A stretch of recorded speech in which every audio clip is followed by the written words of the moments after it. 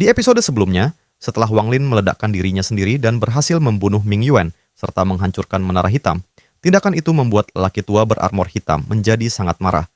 Wang Lin pun segera melarikan diri menggunakan teleportasi menuju ibu kota negeri iblis langit untuk meminta bantuan iblis kuno Bei Luo dalam menghadapi lelaki tua berarmor hitam tersebut.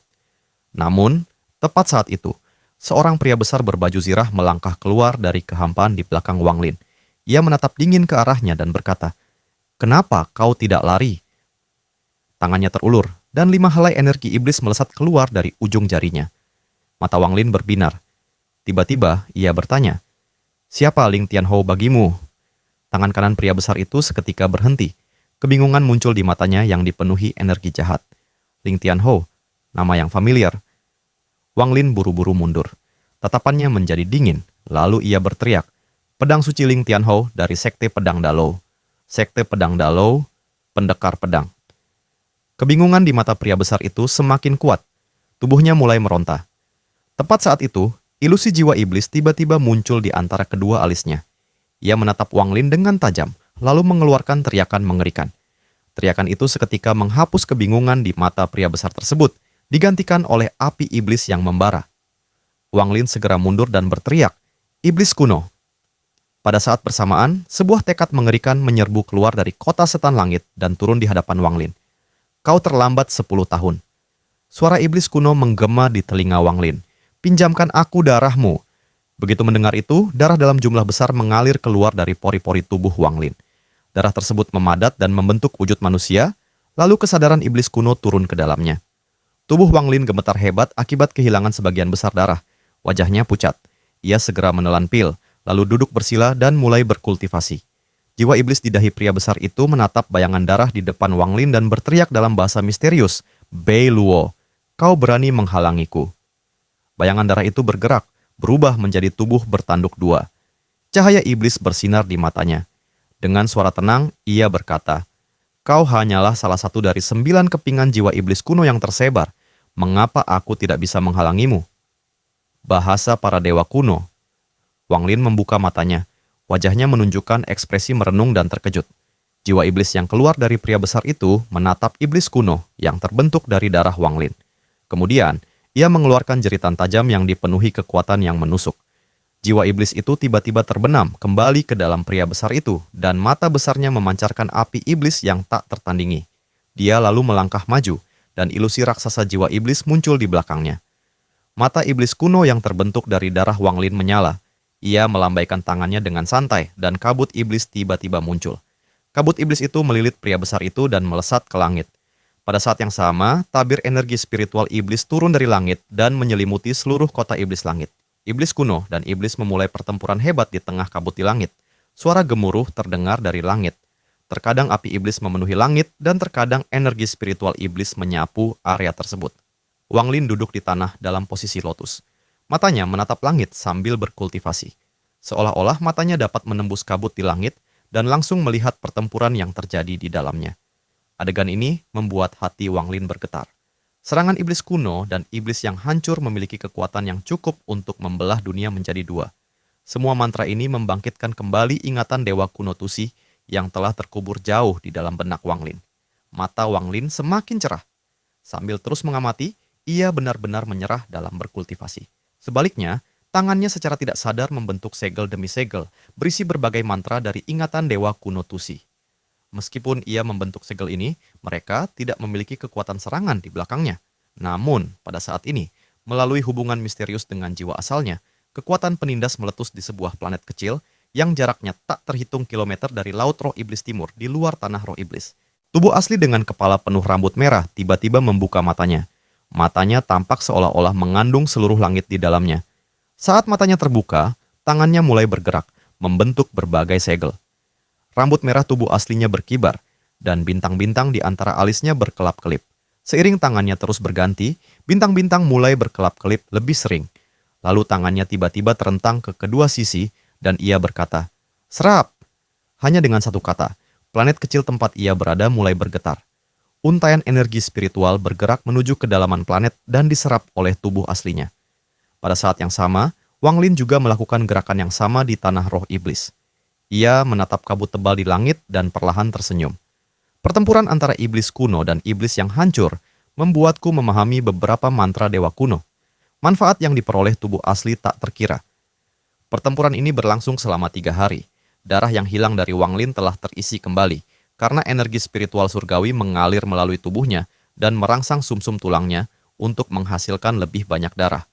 Saat energi spiritual surgawi mengalir melalui tubuhnya, ia mencapai puncaknya. Sambil menatap langit dengan tenang, tangan kanannya membentuk segel dan menunjuk ke atas. Sungai neraka tiba-tiba muncul di sekelilingnya. Banyak sekali anggota badan yang patah terlihat di dalamnya dan ratapan terus-menerus terdengar darinya. Iblis yang hancur, meskipun aku, Wang Lin, lemah. Aku bukan seseorang yang bisa kau bunuh begitu saja. Wang Lin menampar tas penyimpanannya, dan bendera 1 miliar jiwa muncul di tangannya. Ia melemparkannya ke sungai dunia bawah. Ketika bendera jiwa 1 miliar memasuki sungai dunia bawah, pecahan jiwa 100 juta keluar. Tatapan Wang Lin menjadi dingin, dan ia mengeluarkan bendera larangan. Bendera ini rusak saat ia menggunakannya untuk melawan pembalasan ilahi, dan banyak larangan di dalamnya yang rusak. Meskipun tidak banyak larangan yang tersisa, Wang Lin tetap melemparkannya ke sungai dunia bawah. Setelah itu, giliran pedang surgawi. Meskipun Shuli Guo sangat enggan, ia tidak berani menolak Wang Lin saat ini. Ia hanya bisa menghela napas panjang dan berpikir. Lupakan saja, kita sudah kembali ke kota setan langit. Si cantik kecil itu telah menungguku selama 10 tahun. Aku penasaran apakah dia setia. Saat memikirkan hal ini, ia dilempar ke sungai neraka oleh Wang Lin. Pedang bulan sabit pun mengikutinya. Lalu ada Soul Lasher, sarung pedang, dan pedang moyang. Pada akhirnya, selain kereta perang dan lukisan misterius itu, Wang Lin membuang hampir semua harta karunnya ke sungai dunia bawah. Harta karun yang tak terhitung jumlahnya di dalam sungai dunia bawah membentuk kekuatan yang sangat kacau, namun sangat dahsyat. Kemudian Wang Lin menarik napas dalam-dalam dan menekan jarinya di antara kedua alisnya. 130.000 untaian energi pembantaian berubah menjadi 130.000 segel kehidupan yang melindunginya. Matanya masih terpaku ke langit. Saat itu, matanya menyipit dan ia terbang ke langit tanpa ragu. Tangannya terulur ke tanah dan sungai dunia bawah pun melayang ke udara dan mengembun menjadi cahaya kuning. Tidak hanya membawa seluruh harta Wang Lin, tetapi juga berisi dao miliknya. Membawa cahaya kuning, Wang Lin menyerbu. Saat ini, di tengah kabut tebal di langit, banyak bagian baju zirah pria besar itu telah patah. Ia telah dipaksa mundur berkali-kali dan api iblis di matanya telah melemah. Tetapi ia terus mengeluarkan raungan-raungan yang menggila. Mata iblis kuno yang terbentuk dari darah Wang Lin menyala. Ia menyerbu dan terus melancarkan mantra demi mantra. Pria besar itu batuk darah dan terpaksa mundur sekali lagi. Terimalah kematianmu, teriak iblis kuno, sebelum ilusi dirinya masuk ke dalam tubuh berdarah itu. Ia kemudian berubah menjadi seberkas cahaya iblis dan menyelimuti seluruh tubuh pria besar itu. Dikelilingi cahaya iblis, jiwa iblis itu muncul kembali di antara kedua alis pria besar itu. Iblis itu memekik tajam dan gelombang suara menyebar. Di bawah pengaruh gelombang suara, cahaya iblis itu berhenti sejenak. Kemudian, jiwa iblis itu menatap iblis kuno itu dengan ganas dan kembali ke dalam tubuh pria besar itu. Dikelilingi cahaya iblis, jiwa iblis itu muncul kembali di antara kedua alis pria besar itu. Iblis itu memekik tajam dan gelombang suara menyebar. Di bawah pengaruh gelombang suara, cahaya iblis itu berhenti sejenak. Kemudian, jiwa iblis itu menatap iblis kuno itu dengan ganas dan kembali ke dalam tubuh pria besar itu. Pada saat yang sama, pria besar itu mundur untuk melarikan diri. Wang Lin sudah menunggu momen ini. Ia melesat ke langit bagai meteor. Cahaya kuning di tangannya bersinar, dan dalam sekejap mata, ia melesat menembus kabut tebal. Ia langsung menyerang pria besar yang berusaha meninggalkan jangkauan serangan iblis kuno. Saat ia mundur, pria besar itu menyadari kedatangan Wang Lin. Ada sedikit rasa jijik di matanya karena ia sama sekali tidak menganggap Wang Lin layak mendapatkan perhatiannya. Ia melambaikan tangan kanannya dengan santai ke arah Wang Lin sambil mundur. Hembusan angin tercipta dari tangannya dan kemudian 130.000 segel kehidupan di sekitar tubuh Wang Lin mulai runtuh. 10.000, 20.000, 50.000, 80.000. Saat segel kehidupan runtuh, mata Wang Lin menjadi dingin. Ia memaksakan diri maju dan tiba di hadapan pria besar itu tepat ketika 130.000 segel kehidupan runtuh. Kemudian, Wang Lin melemparkan cahaya kuning di tangannya tanpa ragu. Pria besar itu mendengus dingin, lalu tangan kanannya mengepal dan meninju cahaya kuning itu. Ia ingin menghancurkan cahaya kuning ini. Namun, saat tangan kanannya bertabrakan dengan cahaya kuning, ekspresinya berubah drastis. Terlalu banyak aura berbeda di dalam cahaya kuning itu, dan semuanya menyatu secara paksa oleh untaian indera ilahi dan Dao. Entah bagaimana, hal itu justru membentuk kekuatan yang dapat mengancamnya. Jika semuanya normal, mungkin itu tidak akan benar-benar mengancamnya. Namun, meskipun sudah terluka, ia baru saja memulai pertempuran hebat dengan iblis kuno, tetapi justru menderita lebih banyak luka. Selain itu, setelah kehilangan menara iblis, indera ilahinya terperangkap di dalam baju zirahnya. Ia tidak dapat menyebarkan indera ilahinya, sehingga ia tidak bisa menggunakan banyak mantra. Kekuatan cahaya kuning melonjak keluar, dan pria besar itu tanpa sadar berhenti sejenak. Harga dari jeda ini adalah cahaya iblis yang dibentuk oleh iblis kuno itu menangkap dan menelannya sepenuhnya. Cahaya iblis ini adalah mantra yang sangat kuat dari iblis-iblis kuno yang dapat memurnikan semua makhluk hidup di dunia. Pria besar itu mengerang memilukan dan mulai melepaskan sejumlah besar energi iblis.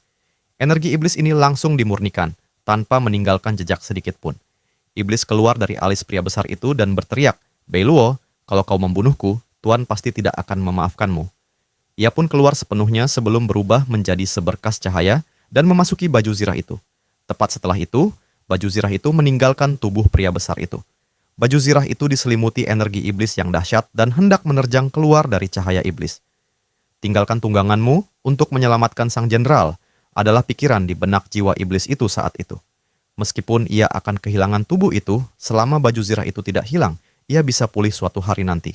Paling-paling ia hanya perlu menemukan tubuh lain. Lagi pula, tanpa tubuh, jiwa iblis percaya ia akan mampu melarikan diri dengan mantranya. Setelah pria besar itu kehilangan baju zirahnya, seluruh tubuhnya mulai terkikis oleh cahaya iblis. Kemudian, matanya meredup dan ia jatuh dari langit. Baju zirah itu menghabiskan hampir seluruh energi iblisnya untuk melepaskan diri dari cahaya iblis. Iblis sangat bahagia. Selama ia bisa keluar dari cahaya iblis, ia bisa menggunakan mantra untuk segera pergi. Namun, tepat saat ia merasa bahagia, kebahagiaan itu lenyap. Tangan kanan Wang Lin bergerak secepat kilat dan meraih baju zirah itu tepat saat baju zirah itu menerjang. Wang Lin akan melakukan apapun untuk menyelesaikan semuanya. Setelah semua rencana yang telah ia buat, bagaimana mungkin ia membiarkan iblis yang disebut hancur ini lolos di saat-saat terakhir? Jika iblis itu lolos hari ini, ia akan selamanya harus menghadapi balas dendam iblis yang gila di masa depan, kecuali ia bersembunyi di kota setan langit selamanya.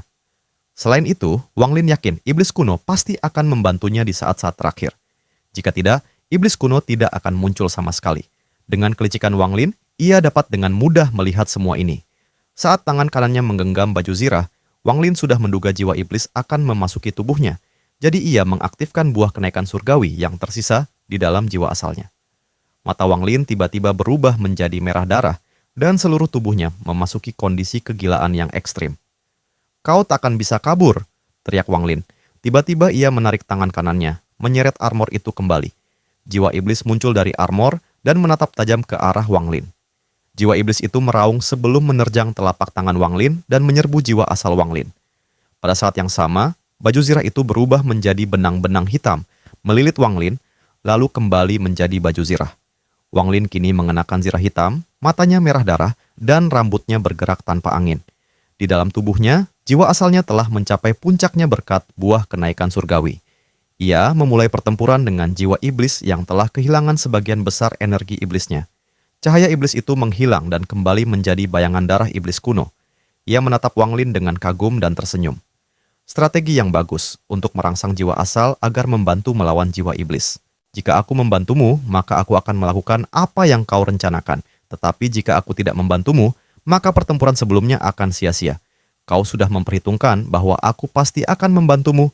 Bagus, ini adalah keberuntunganmu. Jadi aku akan membantumu.